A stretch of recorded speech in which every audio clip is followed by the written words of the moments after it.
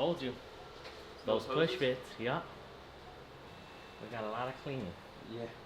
So you guys just saw us fire this up for the first time. That was literally an hour ago. There is no rest for the wicked. We need to get this over to Abel's shop. Abel and Isaiah are going to do all the fabrication in less than 3 days. We got intercooler piping. We've got some of the downpipe connecting to the titanium exhaust pipes. We've got the wastegate. We got some work cut out for them.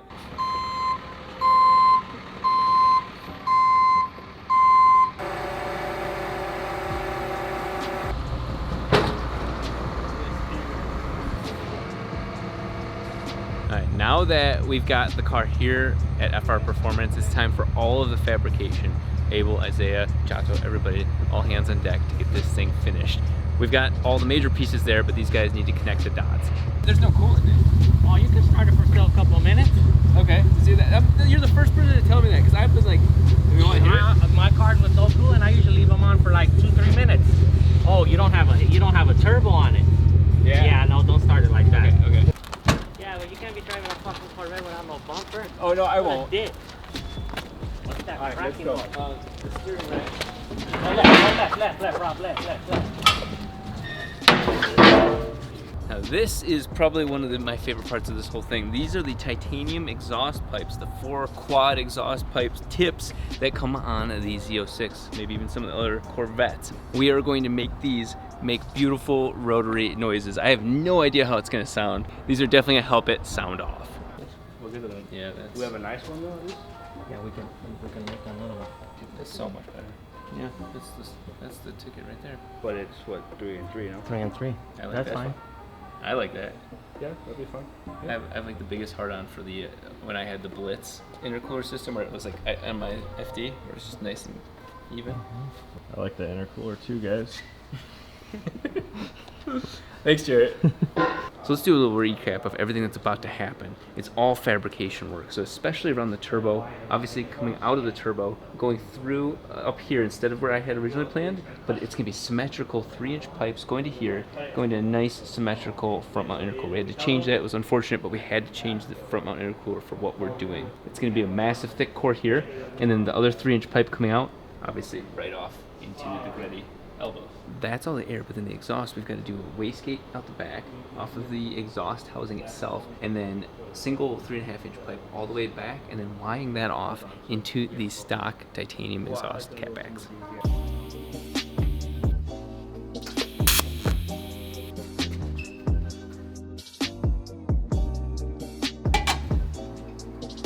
Thank you for paying my bills, Rob. Yes. See what happens when I stay away? They get shit done. So much work has been done. It's beautiful. Can you kind of see the intercooler pipes? I can kind of see the intercooler pipes, and I kind of have a direction. I have not seen them yet.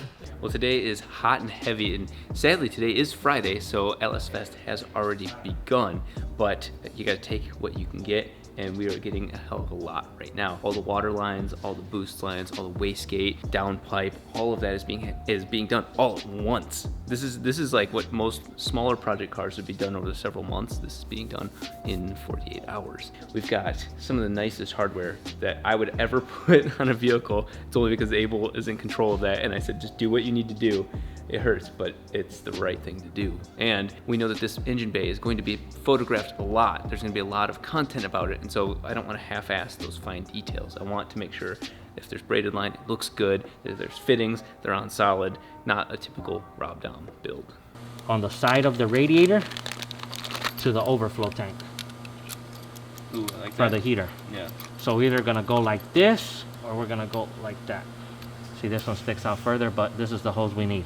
Yeah.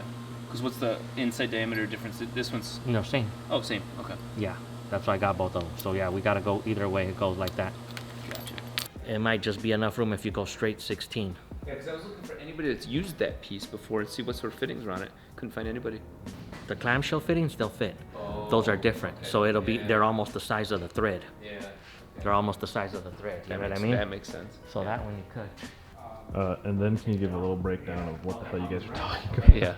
Yeah. You want Jarrett wants a breakdown. what we're doing is a couple different things. We are doing so many custom things to this car. Honestly, part of it's not because of it being a Corvette. It's just that I wanted to simplify the water, the heat that's being pulled from this motor through the coolant system.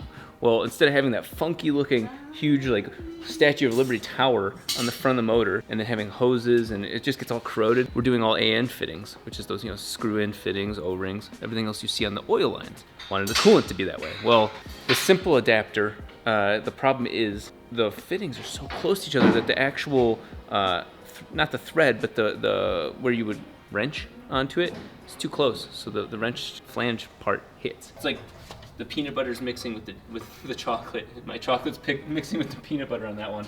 This is gonna look really good because tiles, blow-off valve is gonna be right there. Beautiful red, complementing these spark plug wires. And then the wastegate is actually sticking out of the housing up and then going back down, dumping back into the downpipe. So it'll be a little bit quieter, which is what I wanted. I wanted tame, I didn't want obnoxious. What Isaiah's working on right now is actually the connector piece that goes from the housing that they're gonna mill out and then into the wastegate.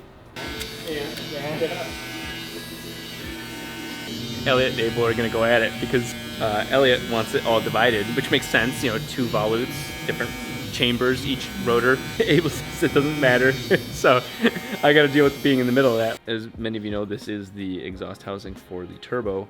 And it is a really interesting piece because it's not supported by Garrett. This is an aftermarket piece by ATP where it's a divided housing on the 3584RS. There is no other divided housing for that specific turbo. While it's not recommended, it's definitely gonna work for what we're doing. It's kind of funny because there's a lot of discussion about whether or not this division, the fact that it's got 2 halves, is that effective. If you talk to Turblone, it's gonna add 250 RPM spools, meaning that it'll spool 250 RPM faster. That makes a difference when it comes to proving that the LS isn't necessarily all high and mighty, but we already have so much power coming through that turbo. It's just such an efficient turbo that I think while Abel's choosing not to continue the division, we're divided to a certain point. So I think we'll be fine. It does at least get divided up to about there. And then where the wastegate comes in, they cut the division, which they could weld a piece in here, honestly, to continue the division all the way through the wastegate, but apparently that's not going to happen. That's for front to back. That's how you control the front to back of the car.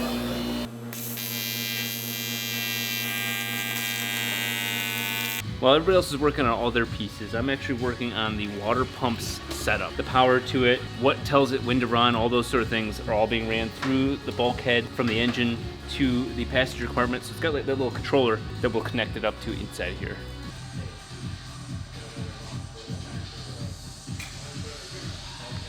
The fitting we had to make to get it away from the exhaust housing. Not the most beautiful, but it works. Especially in times of emergency.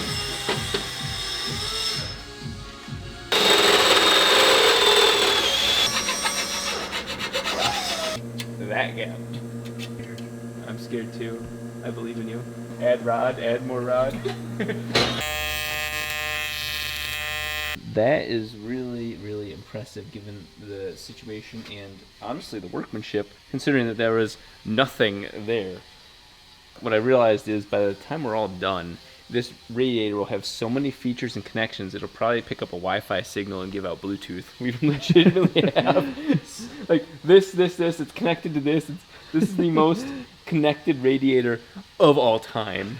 At this point, the plan of attack is this. Isaiah's working on the downpipe right now. We've got to work on the rest of the exhaust where the single exhaust pipe goes out to 2 and then connects up to the stock catbacks, as well as, well, as you saw just now, the exhaust housing has the wastegate coming off of that. So we got to work on all of that hardware as well. I'm working on the electronic water pump. I got all those wires ran through that center grommet, so those aren't going to short out or anything like that. I'll connect those up to their appropriate places. And then the last thing that's really on my list that's major is the throttle cable. Oh, that is. It's a very fancy pitchfork. That's not a fucking ride over here. Here, I'll help you. So it's about 4 in the morning and Isaiah, Abel, and all the guys are absolute troopers. We've got almost the entire thing done. It's a solid car. It is an absolutely solid car. Jared's out with Built to Apex. I'm here grinding with Nodder from Built to Apex. What's up? Fucking 5 a.m. 5 a.m. offering solutions. Okay.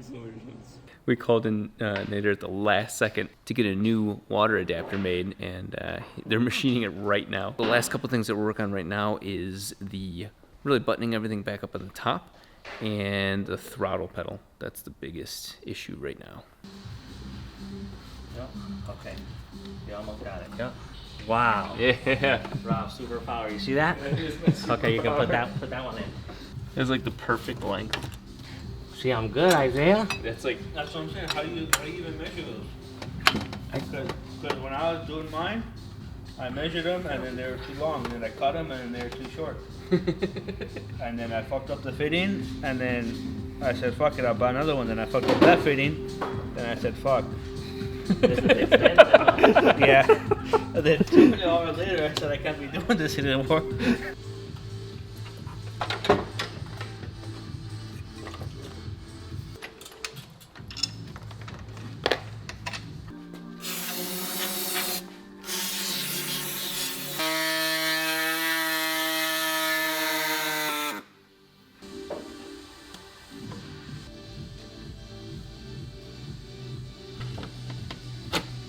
Hold that up just because of the weight of the thing. Yeah, that one's like bent. I don't know if you noticed that. That one. wideband setup we haven't used yet. We don't have to tear apart the 3 rotors dash to get this to work. Do you have an oil pressure sensor? I do. You do have oil pressure? Oil pressure and oil temperature hooked up. I'm gonna go ahead and plug in power and ground. And we've got the error we're expecting, E2. So then I'm gonna go ahead and unpower it. Yeah. Yeah. Okay, now put the sensor in it. Okay. Calibrating. 22. Okay. The seat's currently moving back to its memory position. Let's see, just try it for shits and giggles. Okay. If it starts, Turn it off. Turn it off. Okay. Here we go.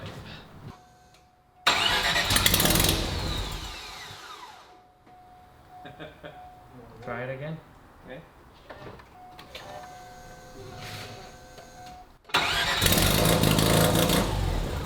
You shut it off? Yeah. Okay. Where the hell's all that noise coming from? Could it be from that little 8th pipe hole? That much noise? Yeah. Also, the engine's not mounted. It isn't? Okay, let's get some bolts through it. Oh, Jared, come back here.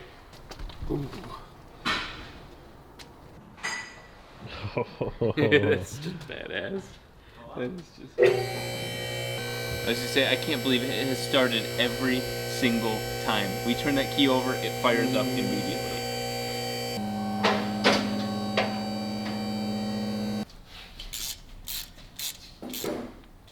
Alright, it is 7:30 in the morning. Everybody here has pulled an all-nighter, done the impossible. This car is about to idle for the very first time. You've heard it start, but idling. We've got everything pretty well dotted, crossed, all the sort of things that you can for a car that's never existed before. We've got the solid issue, or the issue with the solid engine mounts, that there is no material between them. It's just a fact of rushing this quickly. But the other aspect of that is it's going to shake the motor because we don't have any bolts through that. So Abel's working on that right now, and we just put a 1/8 NTP plug into one of the 2 holes where I'm supposed to have exhaust back pressure. We just didn't hook it up. That's what you hear when you hear the weird sounding idle, but you can see the beautiful smoke billowing out of the Corvette exhaust pipes being repurposed for the rotary engine. Look at these stances.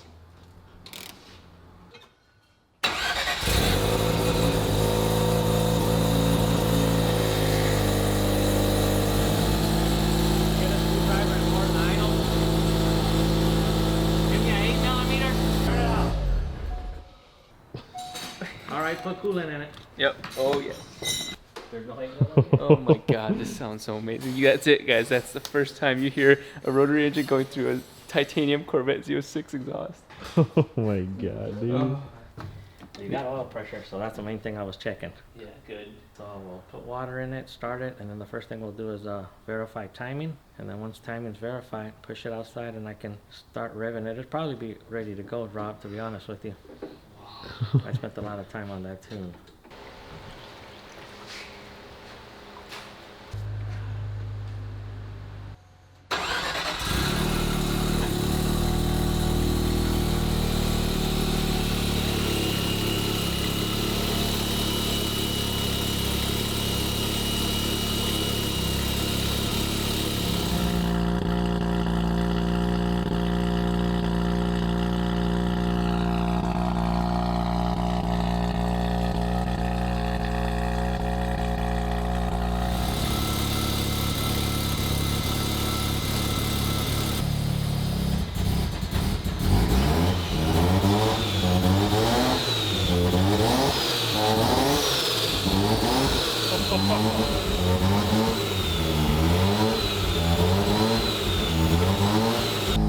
Yeah, that's amazing. That's the first time of it revving.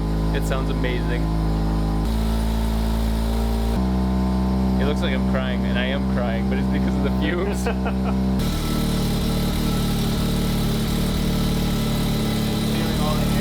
It's getting all the air out of that system instead of every sort of problem we've ever had in the past. It's just any air that's coming by it, out, air, out.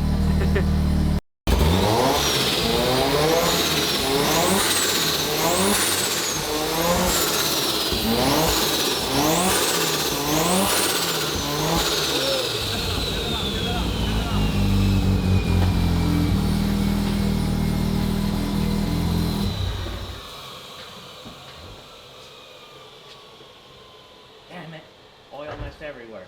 Oh shit. I told you. Those hoses? push bits, yeah. Well, we got a lot of cleaning. Yeah. See if you can push it back in. Yep. I don't have anything that long either, Rob. Good news is it's Saturday, G&J's open. Yeah. You can use some of those for now. What the kind of the braided? Well, some simple, cheap, have them crimp you some. Okay. Dash 10s.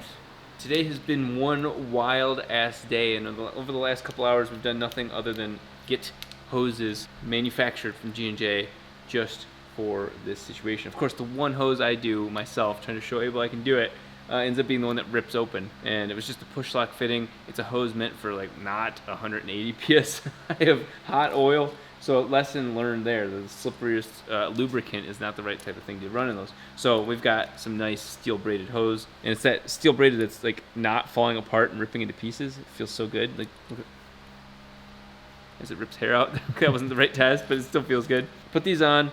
Jared's gonna go get food because we're pulling on like 30 hours right now, and we're gonna drive up to Vegas. We're gonna take a quick nap, drive up to Vegas, party tonight. That's the right thing to do, and then head to LS Fest for the last day. So the company that comes by and washes Abel's cars every so often actually came by just now, and they degreased the engine bay, so less oil.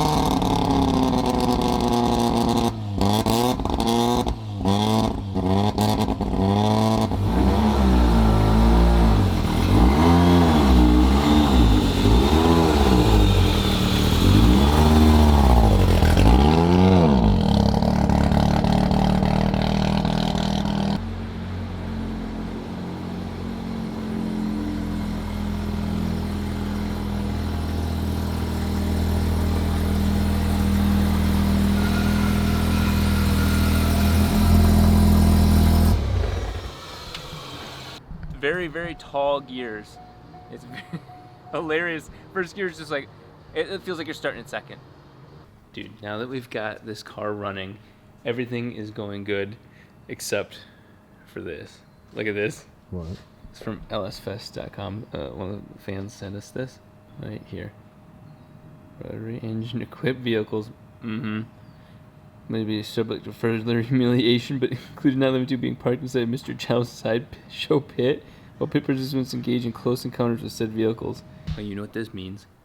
What? They found out.